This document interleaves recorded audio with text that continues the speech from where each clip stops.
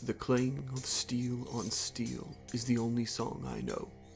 I've lost track of time. The sun must be low, but the sky is just a haze of smoke and blood.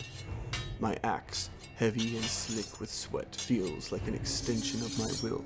I swing it again and again, cleaving through the throng of enemies that press upon us. Each swing is a desperate dance, a fight to protect those around me and push back the tide of foes.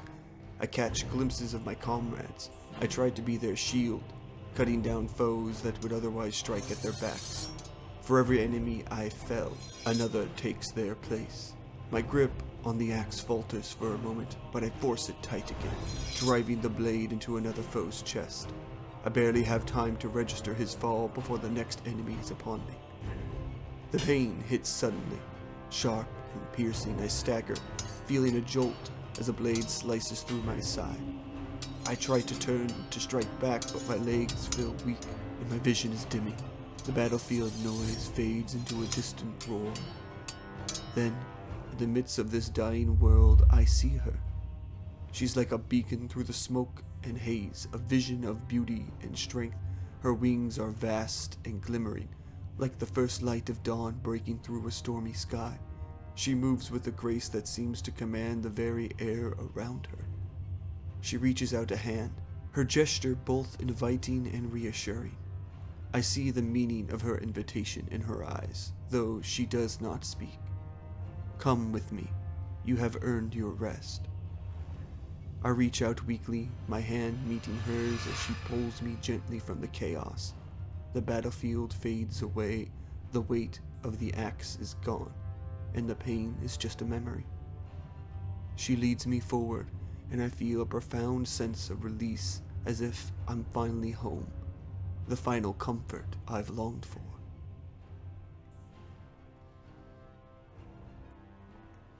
The choosers of the fallen, the demons of the dead, the guardians of battle.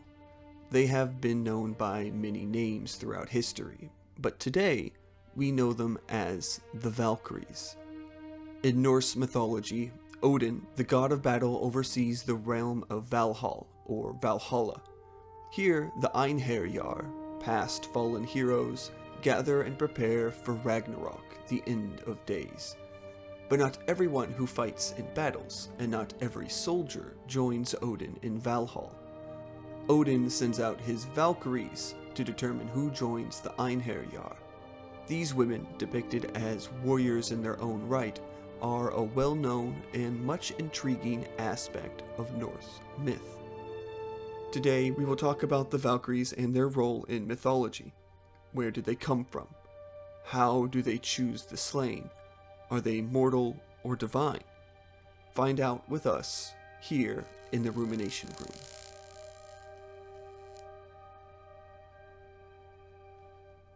The Valkyries of Norse myth are seen as powerful warriors of Odin's hall, said to be carrying shields and spears, clad in armor and riding upon the wind and air with feathered wings. Beautiful and lethal. They flew above the battlefields of the Norse and would choose the fallen warriors among the dead to take to Valhall and prepare for Ragnarok. It was said they only ever picked the bravest, strongest, and most capable warriors, proving themselves on the battlefield, living and dying by war. No man who died outside of the clang of battle was chosen. The eddies of fate played a role in this, as it was the fallen, not the victors, who Odin willed to join his halls. The concept of death by battle speaks to the idea that living a placid life at home as a crafter or politician was not of glory to the Norse, and that only a death among war was a worthy one. Or perhaps the only warriors Odin wished to have in his legion of Einherjar were such men. Regardless, the Valkyries were the surveyors of war, and they picked those worthy enough from the slain. In this way, they were very much the psychopomps of Norse myth, a concept we went over in a previous video, link in the description. They ferried the souls of the dead into the realm of the afterlife, where death would be. The Valkyries would follow to perform their grim charge.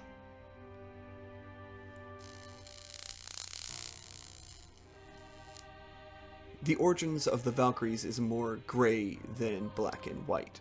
The vast majority of their depictions in literature and poems come from the Codex Regius, a manuscript written around 1270 AD.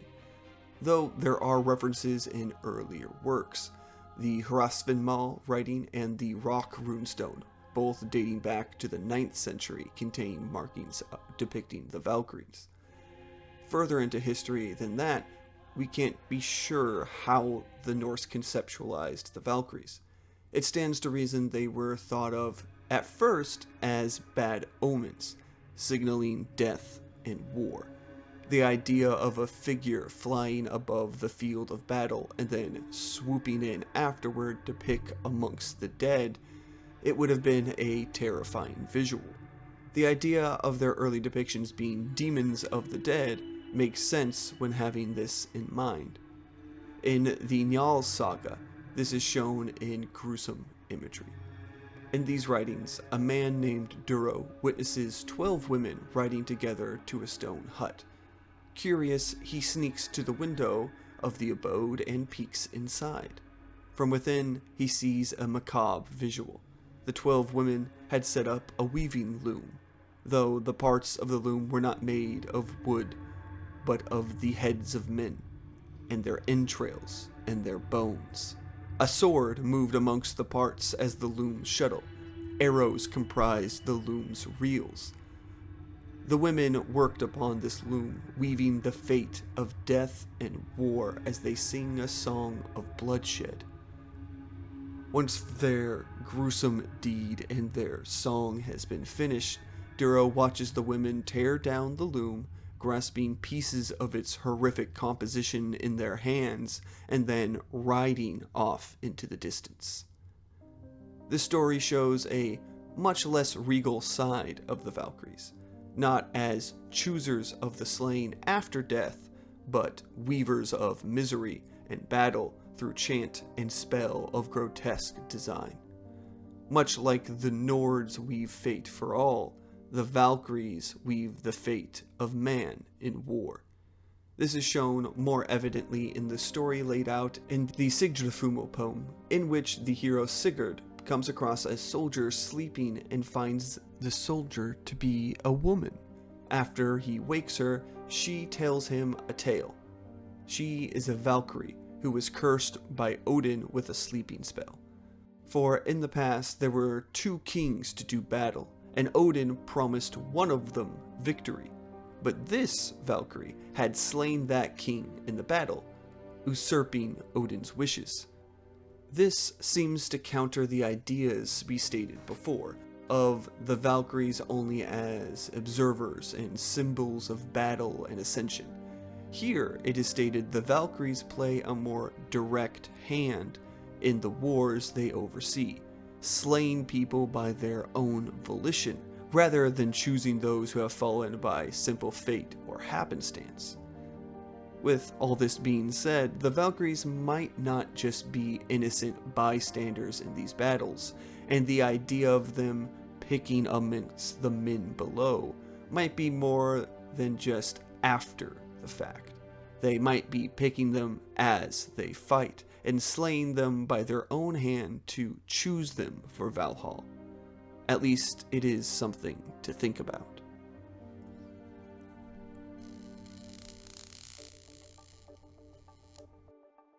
The Valkyries have always been thought of as battle maidens. It is unclear though if they are to be human or divine. The answer may seem easy at first. They are under Odin, flying with wings, carrying souls to and fro. They could not be normal human women, surely, especially given everything we just went over with the weaving of fate for the fallen. The poems and sagas that tell of the Valkyries, though, seem to paint a murkier picture. In the Volundakvia poem, 3 men come across 3 women at a lake. The 3 women are revealed to be Valkyries, having their swan garments, their feathered capes, left on the lake shore. The men steal these garments and force the women to follow them. It is also stated, though, that 2 of these 3 women are daughters of King Hlodver, and 1 is the daughter of King Kjar of Valand, meaning these Valkyrie women are also human princesses. Further in the poem of Heldakvio, the hero Helgi meets 9 Valkyries, one of which is named Svafa, the daughter of King Eldami. Again, a Valkyrie, but also a human princess. Later in the same poem, Helgi and Svafa marry. At some point, though, Helgi dies in battle and Svafa marries his brother. Though both Helgi and Svafa later are reincarnated as Helgi Hundensbane, a hero once more, and Sigrun, the daughter of King Hogni. They are reunited later once again. The various tales of the Valkyries seem to stitch both the idea of the Valkyries as human women, but also divine beings.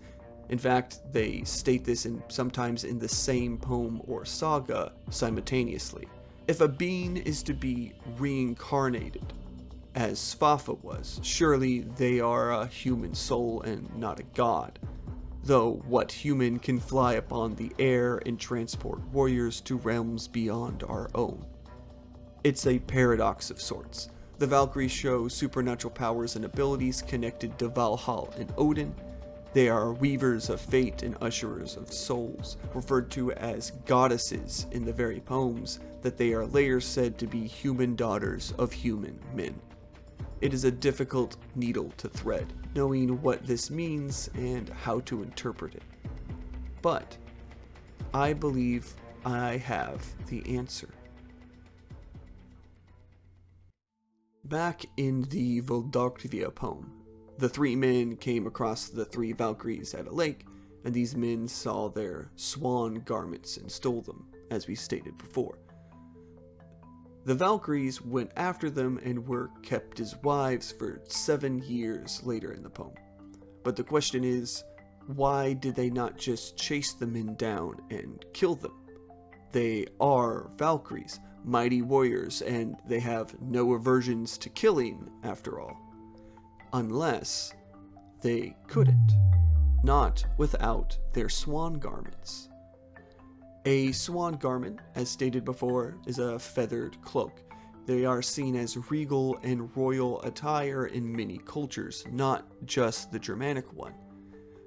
The ancient Polynesians, Chinese, and Japanese cultures all feature similar types of attire. Feathered cloaks that were said to have powers and gifted those powers to those who wore them. The most common of these abilities being able to fly. A Valkyrie with a feathered garment that lets the wearer fly.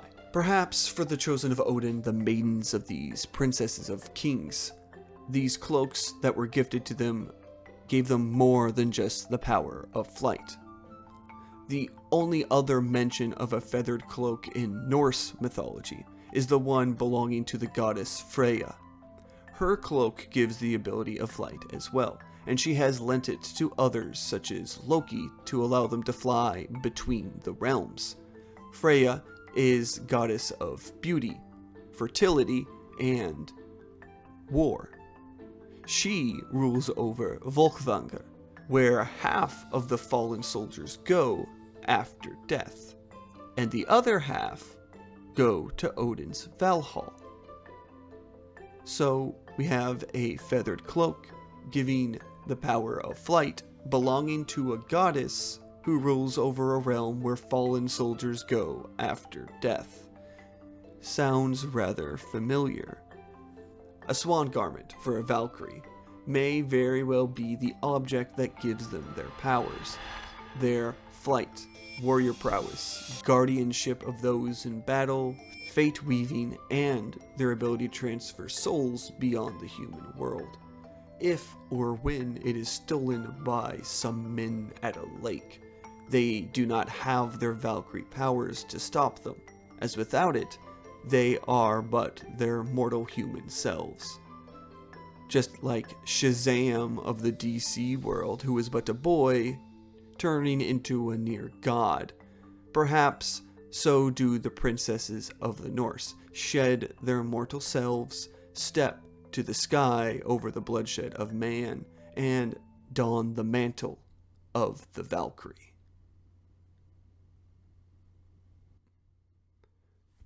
What do you think of the Norse Valkyries?